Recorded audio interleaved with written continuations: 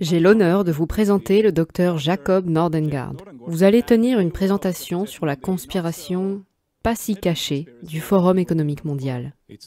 C'est une conspiration ouverte. On pourrait dire que la conspiration est au grand jour. Mon nom est Jacob Nordengaard et je vais faire une présentation intitulée « Les façonneurs du futur ». Cela couvrira l'histoire de l'origine et comment le Forum économique mondial est devenu le principal véhicule pour un remodelage technocratique de l'humanité et de la planète. Je suis titulaire d'un doctorat en études scientifiques et technologiques de l'université de Linköping. Je suis géographe, producteur de médias alternatifs et je suis également le fondateur de la Pharos Foundation. Nous travaillons pour mettre en lumière les menaces contre la démocratie, la liberté de penser, ainsi que contre l'humanité elle-même. Je suis également PDG d'une maison d'édition, Pharos Media Productions.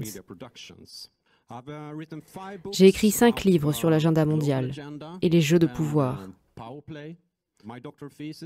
C'est mon côté docteur.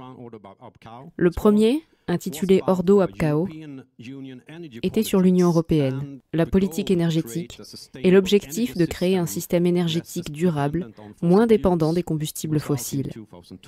Il est sorti en 2012 et c'est très actuel. J'ai également écrit un livre sur les philanthropes Rockefeller et leur implication dans la question du climat. Et mon dernier livre, Le coup d'État global, couvre le contexte de la pandémie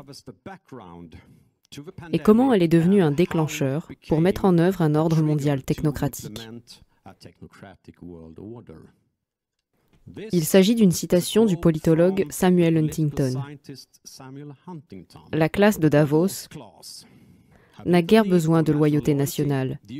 Elle considère les frontières nationales comme des obstacles qui disparaissent heureusement, et voit les gouvernements nationaux comme des résidus du passé, dont la seule fonction utile est de faciliter les opérations mondiales des élites. Huntington savait de quoi il parlait. Lui-même, un professeur de l'université de Harvard, foyer de la création du Forum économique mondial. Huntington était un initié, très au fait de la politique et du pouvoir. En 1956, le Special Studies Project a été initié par Nelson Rockefeller au Rockefeller Brothers Fund. C'était un projet ambitieux qui abordait les problèmes de l'époque et la manière de les résoudre. Nelson avait des ambitions présidentielles. Il avait mis en place un brain trust pour donner vie à ses aspirations. Le jeune universitaire Henry Kissinger de Harvard a été choisi pour servir de gestionnaire du projet.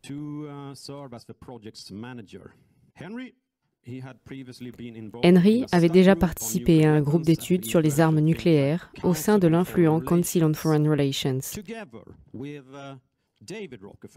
aux côtés de David Rockefeller, le frère de Nelson.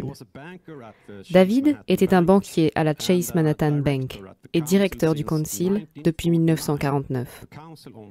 Le Council on Foreign Relations était dominé par les Rockefeller à cette époque et promouvait leur forme d'internationalisme orientée vers les affaires.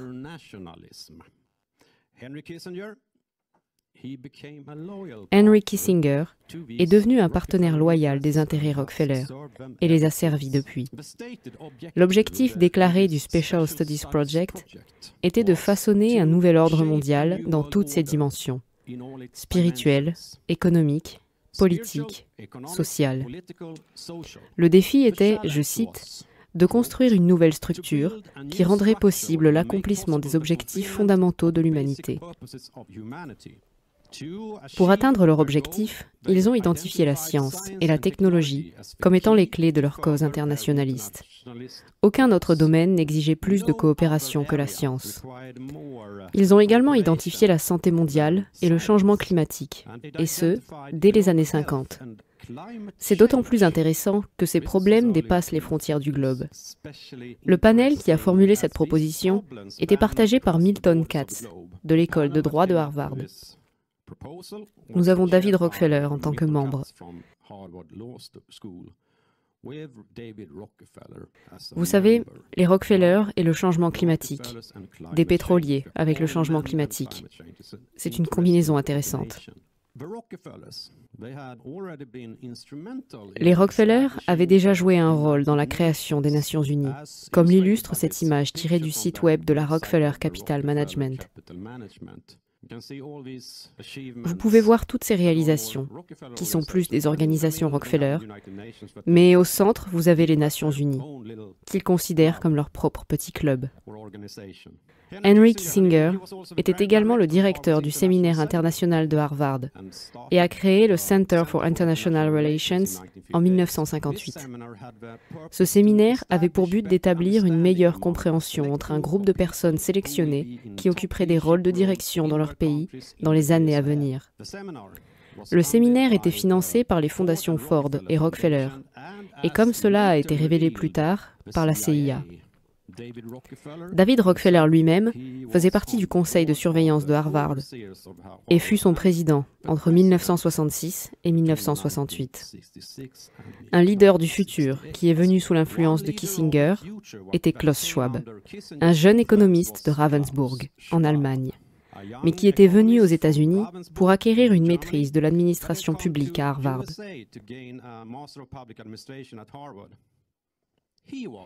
Il était l'homme idéal pour une nouvelle mission.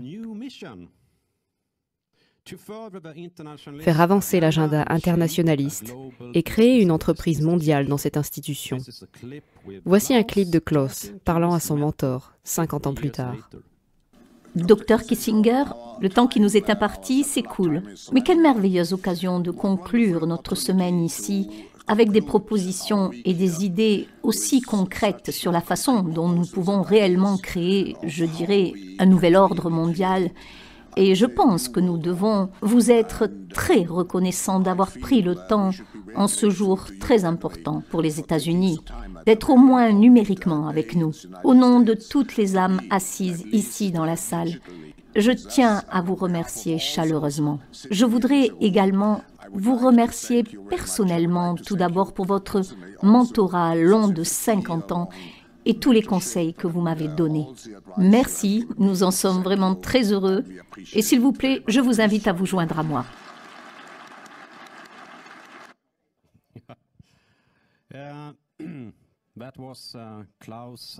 C'était Klaus qui parlait à son maître, Kissinger. Kissinger, bien sûr, a ses maîtres.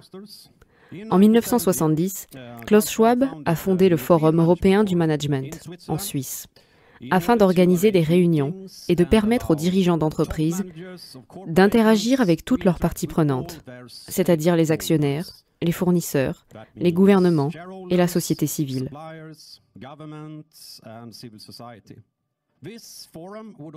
Ce forum allait également diffuser de nouvelles techniques de gestion aux Européens. Lors de la réunion inaugurale, Klaus a invité deux académistes impliqués dans le séminaire international de Harvard, Kenneth Galbraith et Herman Kahn. Un autre invité notable était Otto von Habsburg, de l'Union pan-européenne. Quelqu'un connaît l'Union pan-européenne? Quelqu'un a-t-il entendu parler du plan Kalergi? Oui. Kalergi était impliqué dans l'Union pan-européenne. Également Dame Barbara Ward, de l'Université de Columbia à New York. Barbara était une économiste britannique qui est devenue une des premières promotrices du développement durable. Cela allait devenir une partie intégrante de l'agenda du forum. Barbara a écrit le livre Only One Earth, Une seule terre, ou The Care and Maintenance of a Small Planet, le soin et l'entretien d'une petite planète, qui a servi de cadre à la conférence des Nations Unies sur l'environnement qui s'est tenue à Stockholm en 1972. Elle a également collaboré avec le secrétaire général de la conférence, Maurice Strong, pour convaincre les pays en développement d'adhérer au programme. Ils étaient tous deux membres du Club de Rome, un groupe de réflexion sur l'environnement, étroitement associé aux intérêts des Rockefeller.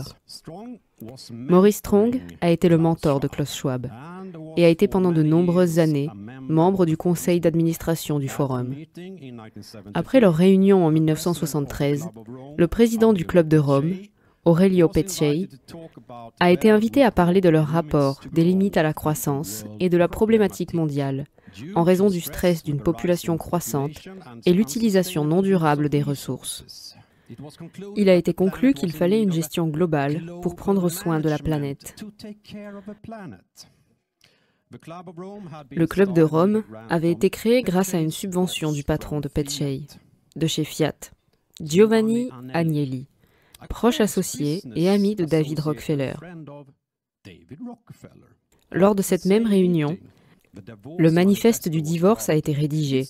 Il stipulait, entre autres, que la direction doit servir la société, qu'elle doit assumer le rôle de dépositaire d'un univers matériel pour la génération future. Elle doit utiliser de manière optimale les ressources matérielles dont elle dispose. Elle doit sans cesse repousser les frontières de la connaissance en matière de gestion et de technologie.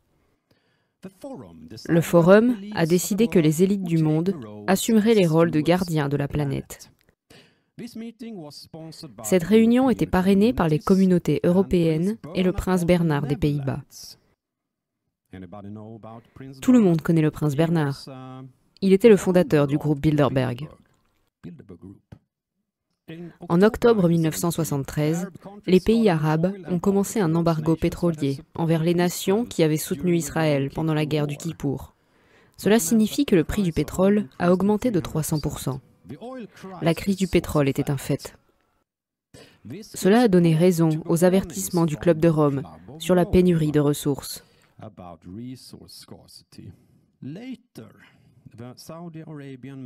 Plus tard, le ministre saoudien du pétrole, Sheikh Ahmed Zaki Yamani, a déclaré que Henry Kissinger avait été impliqué et avait utilisé ses compétences diplomatiques pour inciter cet embargo. Et la hausse éventuelle du prix avait également été discutée à la conférence Bilderberg à Saltsjöbaden en Suède en 1973. Ils avaient un problème qui devait être vendu. Afin de poursuivre ses aspirations d'une gestion globale d'une planète, le think tank d'élite de la Commission trilatérale a été fondé par David Rockefeller en 1973. Ils ont appelé à un nouvel ordre économique international pour mieux gérer le monde. L'ambassadeur américain et membre Richard Gardner a écrit un article dans le magazine Council on Foreign Relations sur les affaires étrangères. Il a expliqué le plan en disant « Concernant les dernières heures de la souveraineté nationale, l'éroder morceau par morceau accomplira beaucoup plus que l'attaque frontale à l'ancienne. » Gardner avait été consultant pour le Special Studies Project de Rockefeller. Ce qu'ils avaient à l'esprit, c'était ce nouveau système technocratique, une société construite et dirigée par des scientifiques et des ingénieurs. Une société de haute technologie, gérée comme une grande entreprise. La technocratie incorporée, qui a commencé comme un projet à l'université Rockefeller associé à Columbia dans les années 91. Ils ont développé ces idées. Comme l'a récemment déclaré un disciple du Forum économique mondial, à Parag Khanna, si vous voulez un monde meilleur pour vos enfants, ne retenez pas votre souffle pour une délibération démocratique mondiale. Plus les scénarios climatiques s'aggraveront, plus les décideurs seront contraints de prendre des mesures radicales du haut vers le bas, supervisées par des technocrates et non des militants. C'était Anthony Fauci, bien sûr. En 1975, la World Future Society a organisé une conférence sur la crise et les opportunités, les 25 prochaines années. Le vice-président, qui était à l'époque Nelson Rockefeller, a donné un discours d'ouverture. Ils ont discuté des possibilités de création d'une nouvelle civilisation mondiale technocratique et de la façon d'y parvenir. Le futuriste Warren Vagar avait sa prescription. Il n'y a pas de meilleur moment pour mettre en œuvre des changements radicaux qu'après une catastrophe mondiale. C'était la mission du Club mondial de Rome, de mettre en garde contre de tels événements qui façonnent l'agenda futur. En 1987, le Forum a changé son nom en Forum économique mondial.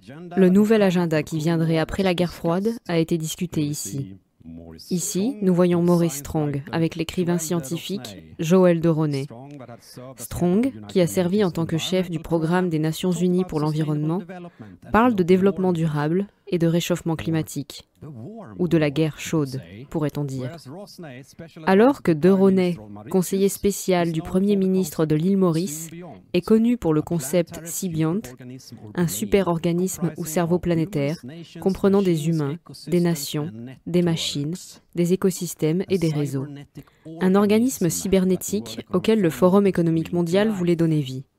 Strong faisait partie de la commission Brundtland des Nations Unies, avec le Premier ministre norvégien Gro Harlem Brundtland. Toutes deux étaient membres du rapport de la commission trilatérale. Ils ont fait un rapport, Notre avenir commun, qui a défini le concept de développement durable. L'inclusion du changement climatique dans ce rapport a été initiée et financée par le Rockefeller Brothers Fund. J'en parle dans mon livre sur les Rockefeller. Ce rapport faisait partie d'un sommet qui s'est tenu à Rio de Janeiro et qui était dirigé par Strong. La conférence a décidé de mettre en œuvre l'agenda pour le XXIe siècle, l'agenda 21, et de lancer la Convention des Nations Unies sur le climat. La devise de la conférence était « Entre nos mains ». Entre les mains de qui? Je pense que vous connaissez la réponse. En voici quelques autres.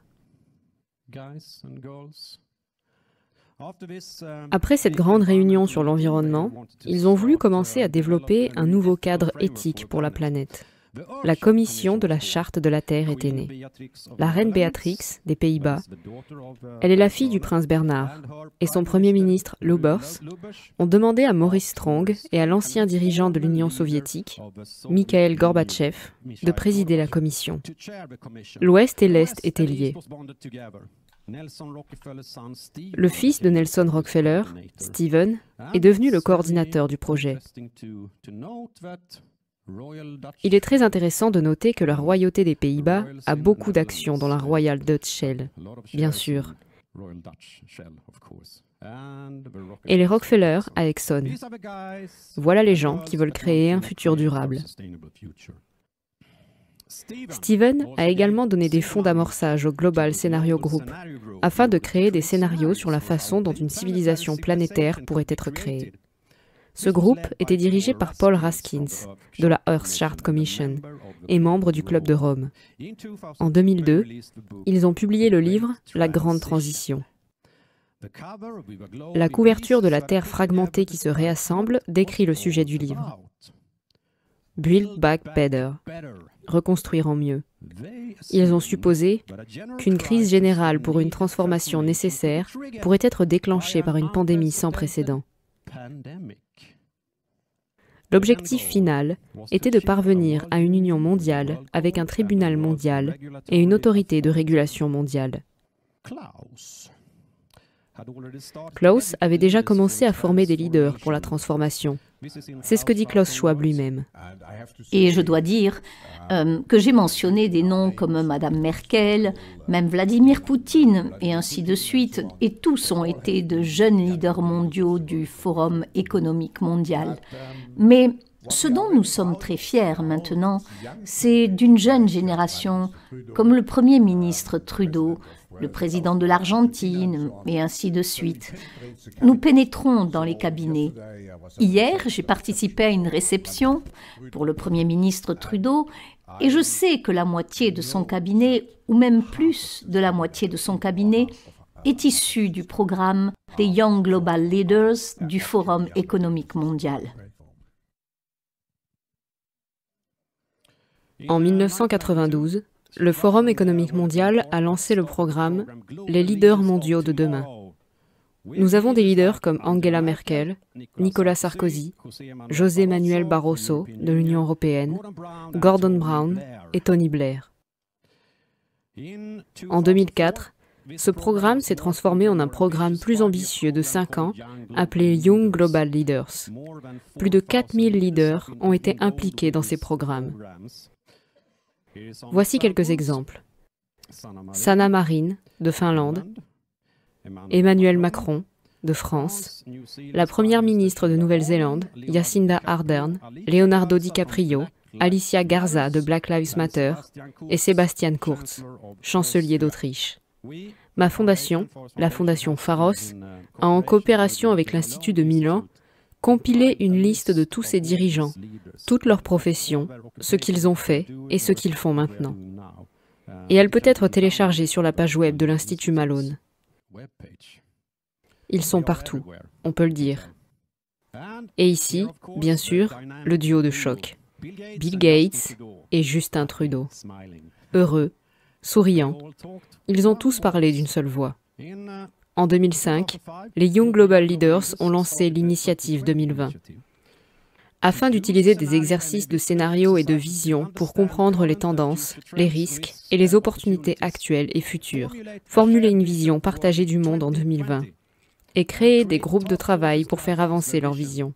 Cette initiative a ensuite été renommée Initiative 2030.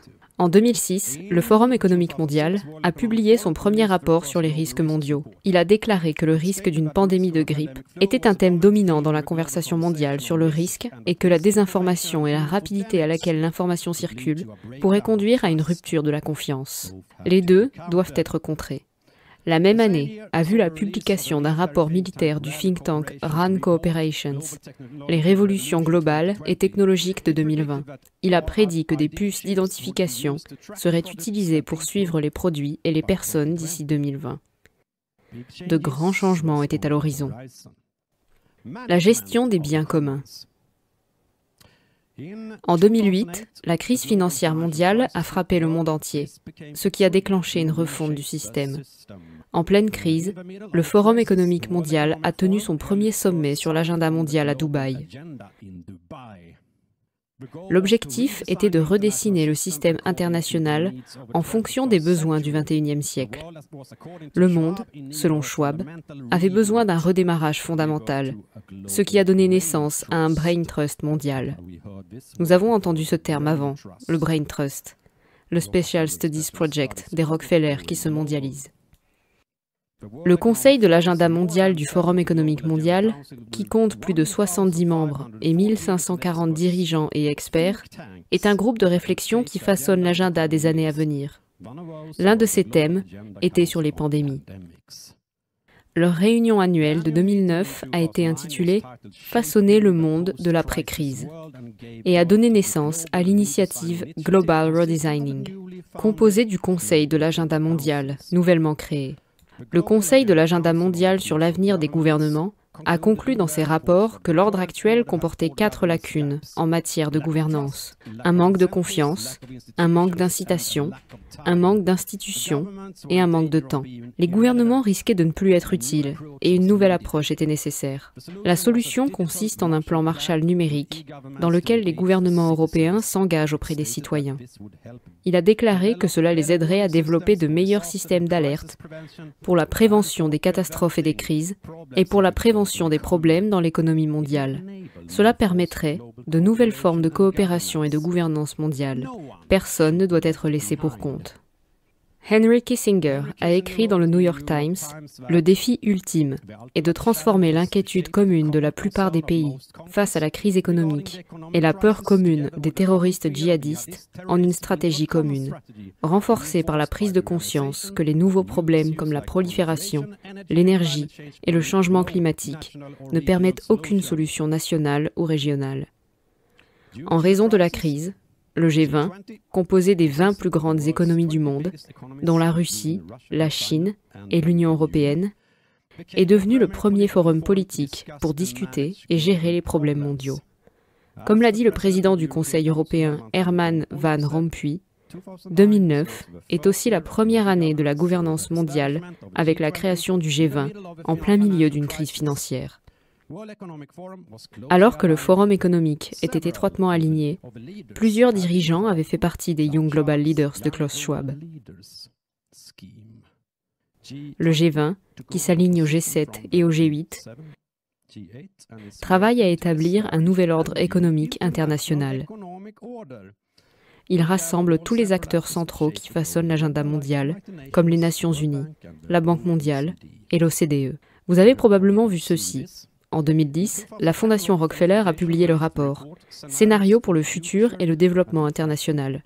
Il contient des scénarios pour discuter de la façon dont le développement technologique pourrait être favorisé ou entravé dans l'avenir. Lockstep traite de la possibilité d'une grave pandémie, de hacking, de la cyberguerre et des pénuries de ressources et de l'intelligence collective. Le monde uni pour travailler ensemble afin de résoudre les problèmes mondiaux. Je reviendrai sur ces scénarios. L'année d'après le Forum économique mondial a commencé l'initiative Grassroots. Grassroots, Forum économique mondial. Cette communauté mondiale de façonneurs est composée de personnes de moins de 30 ans. Elle s'est depuis développée pour atteindre 479 groupes dans le monde entier, avec plus de 14 000 membres. Sa mission est de donner aux jeunes les moyens de jouer un rôle actif dans l'élaboration des agendas locaux, régionaux et mondiaux. Ces jeunes grassroots sont dirigés par Klaus Schwab et doivent être soutenus par un façonneur existant ou un autre membre de la communauté du Forum économique mondial. En 2015, le Forum économique mondial s'est transformé en une organisation internationale pour le partenariat public-privé et était prêt à jouer un nouveau rôle plus actif pour façonner l'avenir. Le temps était venu pour la grande transformation. En 2015, l'agenda 2030 des Nations Unies, avec 17 objectifs mondiaux, a été décidé. Schwab et le Forum étaient bien préparés. Lors de la réunion annuelle de 2016, Klaus Schwab a déclaré très satisfait que la 4e révolution industrielle était en marche.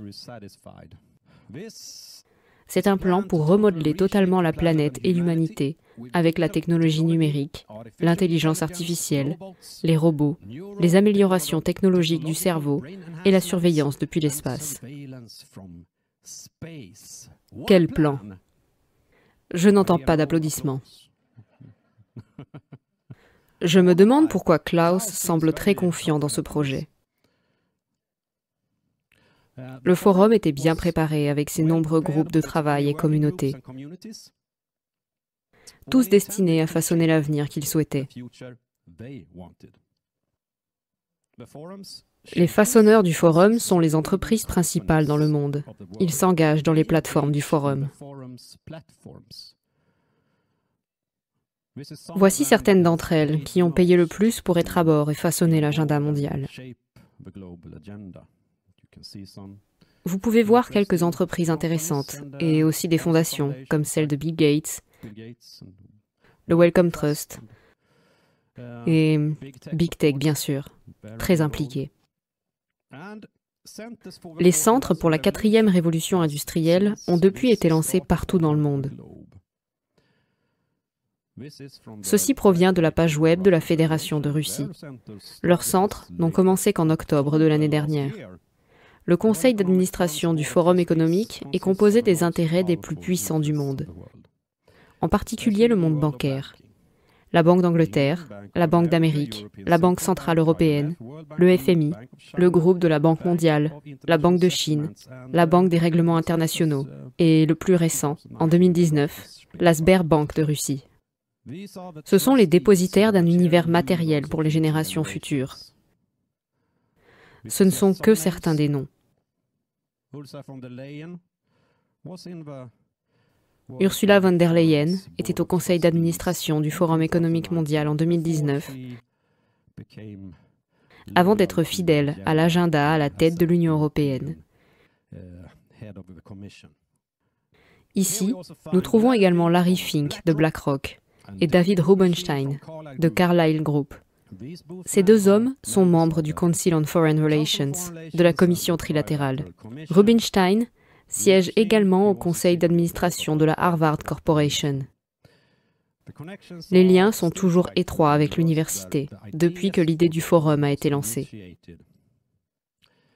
En juin 2019, le forum a signé un partenariat avec les Nations Unies. Personne n'en a parlé dans les médias. Aucun journal, aucune télévision, aucune radio. Personne n'a rien dit à ce sujet. C'est pourtant devenu une alliance puissante pour exécuter l'agenda. Cette société existe depuis quelques années déjà. La secrétaire générale adjointe des Nations Unies, Amina Mohamed, fait par exemple partie du conseil d'administration des Young Global Leaders depuis 2017. Le forum s'est engagé à financer l'agenda 2030 et à travailler avec des domaines comme le changement climatique, la santé, la coopération numérique, le genre et l'éducation. Les objectifs mondiaux seraient tous tournés vers l'utilisation des technologies disruptives de la 4e révolution industrielle. La même année, le G20 au Japon a présenté le concept de société 5.0 qui relie l'agenda 2030 des Nations Unies à la 4e révolution industrielle du Forum économique mondial. Le Forum économique mondial, les Nations Unies et le G20 forment la Troïka de la gouvernance mondiale.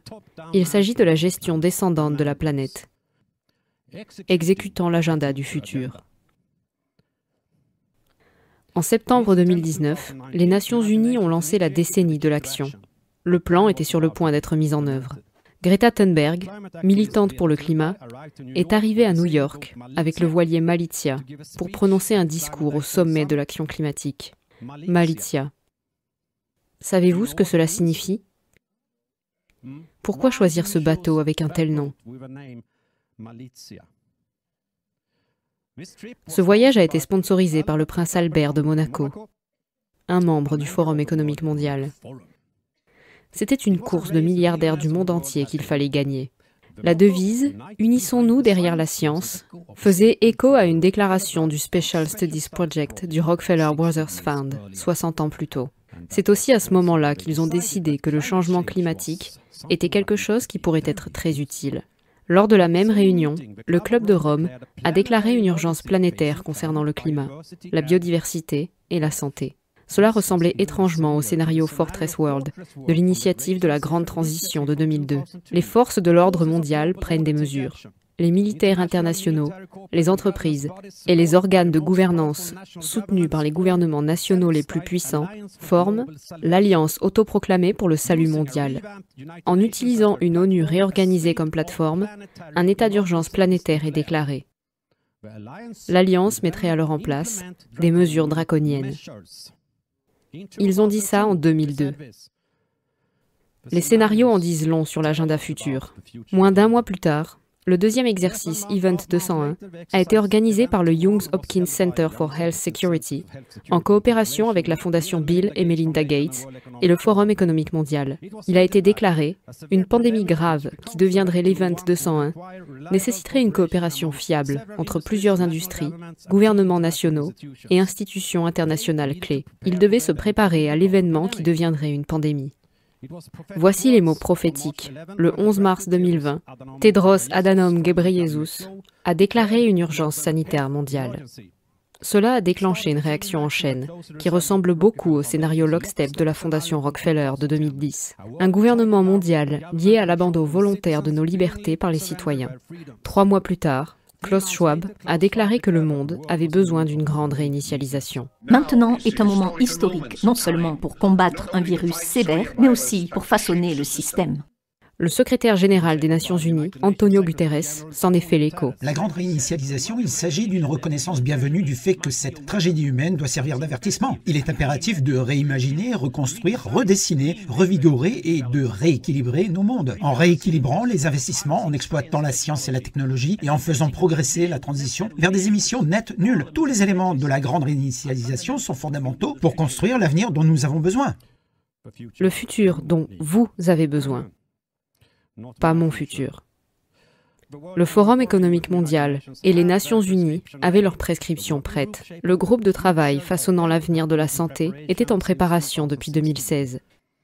Voici quelques exemples sur leur type de solutions. La bio-ingénierie des organes artificiels, l'édition de gènes, la médecine préventive et la médecine de précision. Est-ce que ça vous plaît? Non?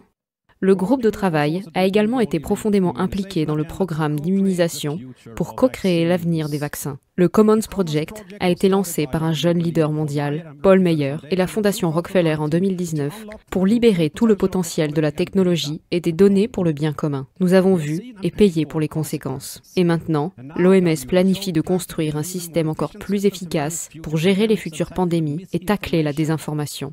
Il est prévu de le mettre en œuvre en 2024. La nouvelle architecture mondiale de la santé est l'un des principaux objectifs de cette année du G20, le service ou la transformation numérique et une transition énergétique durable. Comme l'a écrit le Club de Rome en 2020, si nous ne changeons pas le système, d'autres crises planétaires et futurs chocs sont à venir qui finiront par dépasser les capacités de pouvoir des gouvernements. Cette prochaine crise planétaire est arrivée fin février avec une guerre en Ukraine. Maintenant, la nouvelle crise énergétique est arrivée et une crise alimentaire se profile. Cette ressemblance avec un scénario d'attaque pirate tiré du lockstep de la Fondation Rockefeller décrit des guerres par procuration, des pénuries mondiales de nourriture et de ressources, ainsi que des cyberattaques. Comme l'a dit Klaus Schwab l'année dernière, pour façonner l'avenir, il faut contrôler le récit. L'année 2020 est une année qui a vraiment changé le monde. Mais c'est grâce à la technologie que nous sommes en mesure de rejoindre notre cyberpolygone entièrement à distance.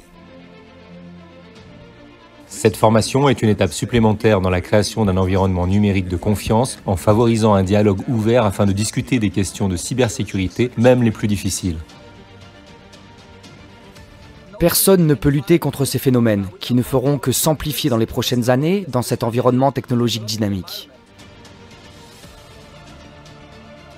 Alors que le monde grandit en force et que cela se produit dans le monde entier, c'est juste une déclaration évidente. Vous devez protéger les gens correctement.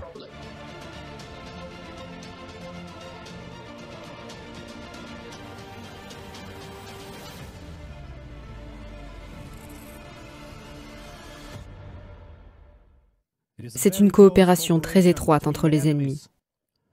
Encore Klaus Schwab. Cher Hermann Greff, Votre Excellence le Premier ministre Michael Mishustin, chers participants, c'est un tel privilège de s'adresser à vous tous, à un moment où nous dépendons tellement de l'infrastructure numérique et bien sûr, ce qui doit la renforcer, la cybersécurité. Je tiens à remercier tout particulièrement mon bon ami et partenaire engagé du Forum économique mondial, Monsieur Hermann Greff, le PDG et président du conseil d'administration de Sberbank et bien sûr également membre du conseil d'administration du Forum économique mondial. Le Forum a entretenu une excellente relation avec la Fédération de Russie, tant avec la communauté des affaires qu'avec le gouvernement. J'ai eu le plaisir de rencontrer le président Poutine l'année dernière et je me réjouis d'approfondir ces relations avec vous, Monsieur le Premier ministre, et votre gouvernement. Leurs relations ont été très étroites. Vladimir Poutine et Henry Kissinger entretiennent depuis longtemps des relations chaleureuses, selon l'agence de presse russe TASS. Le Forum économique mondial a déjà préparé de nouveaux repas, une transition du système alimentaire qui changera ce que nous mangeons. Aliments synthétiques, insectes et systèmes alimentaires numérisés. Le système énergétique est également appelé à se transformer pour donner forme à un réseau mondial intelligent et pour créer l'Internet de tout, où les objets et les personnes sont connectés en un réseau mondial, avec des données à partager, à surveiller et à contrôler, comme l'avait prédit le rapport Rand en 2006. Cela s'accompagne de l'identité numérique pour nous gouverner tous. L'Alliance ID 2020 a été créée en 2017 par la Fondation Rockefeller, l'Alliance pour les vaccins Gavi et Microsoft. Elle introduira un système de crédit carbone avec des quotas sur la quantité ou ce que nous pouvons acheter et manger sans risquer la santé planétaire. Pensez-vous que Henry Kissinger aura une carte comme celle-ci? La monnaie numérique de la Banque centrale est en train d'être introduite. C'est aussi un thème majeur pour le G20. Elle donne un contrôle central sur chaque transaction. Le système de crédit social est en passe d'être introduit afin de noter et d'influencer notre comportement. Et pour couronner le tout, un dieu numérique qui agit comme un superviseur, un organisme mondial cybernétique. Joël de Ronet l'appelle le macroscope, un outil pour étudier, prédire et diriger l'activité humaine. Cela renvoie également à la vision de l'écrivain de science-fiction H.G. Wells d'un cerveau mondial, ainsi que The World Sensorium d'Oliver Reiser. Tout cela pour le soin et l'entretien d'une petite planète, comme Barbara Ward l'a demandé en 1972. Et maintenant les dernières diapositives. L'avenir des biens communs mondiaux. L'année dernière, Antonio Guterres a publié notre agenda commun, avec 12 engagements futurs, afin d'amener un nouveau système multilatéral. Il suit le scénario élaboré à partir du rapport Rockefeller. Une structure mondiale centralisée de surveillance et de gouvernance a vu le jour, non seulement pour l'utilisation de l'énergie, mais aussi pour les maladies et les normes technologiques. Les États-nations ont perdu une partie de leur pouvoir et de leur importance avec le renforcement de l'architecture mondiale et l'émergence de structures de gouvernance régionale. Les entités internationales de surveillance, comme l'ONU, ont pris de nouvelles responsabilités. Le 18 mars de cette année, l'ancien Premier ministre suédois, Stefan Löfven, a été choisi comme coprésident du Conseil consultatif de haut niveau sur le multilatéralisme effectif. Il travaille à poursuivre cet agenda, un choix judicieux. David Rockefeller a déclaré en 1991 « Il nous aurait été impossible de développer notre plan pour le monde si nous avions été soumis aux lumières de la publicité durant ces années. Mais le monde est maintenant plus sophistiqué et se prépare à marcher vers un gouvernement mondial. La souveraineté supranationale d'une élite intellectuelle et de banquiers mondiaux est sûrement préférable à l'autodétermination nationale pratiquée dans les siècles passés. C'est un très vieux rêve qui devient réalité. » La nouvelle Atlantide de Francis Bacon, sur les scientifiques qui gouvernent le monde. Mais dans cette version, les banquiers sont au sommet. Mais le futur n'est pas gravé dans la pierre. Et maintenant, ces plans sont exposés au grand jour. Je dis qu'il est temps que nous, en tant qu'humains, nous unissions et disions non à ces fantasmes transhumains et à la gestion scientifique de la planète, et que nous façonnions le futur que nous voulons en tant qu'humains. Merci. Si vous souhaitez soutenir mon travail pour me permettre de le poursuivre, n'hésitez pas à vous abonner, partager, rediffuser cette vidéo et à faire un don sur Tipeee ou Liberapay, car l'intégralité de mes contenus est et restera gratuit. Je ne peux donc pas continuer sans votre soutien. Merci à tous et à très bientôt.